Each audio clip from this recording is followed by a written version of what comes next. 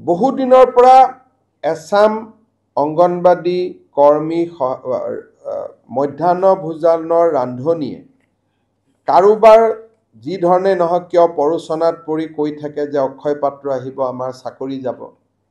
আমি সকলোকে বাৰে বাৰে কৈ আছিলোঁ যে বিশেষকৈ কিছুমান বাওঁপন্থী ৰাজনৈতিক আদৰ্শৰ লোক এই ৰান্ধনীসকলৰ মাজত সোমাই যায় আৰু আন্দোলন কৰিবৰ কাৰণে বাইদেউসকলক লৈ আহে। মই ডিব্ৰুগড়ৰ এখন মিটিঙত কৈছিলোঁ যে চাকৰি যোৱাটো কথাই নাই, দুই এদিনতে তেওঁলোকৰ দৰমহা বাঢ়িব। আজি কেবিনেটে তেওঁলোকে আজিৰ দিনত 1500কৈ টকা দৰমহা পায়।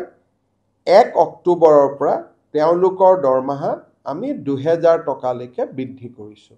অৰ্থাৎ ৰাজ্য চৰকাৰে 500 টকা আগতে দি আছিল, কেন্দ্ৰই 1000 দি আছিল।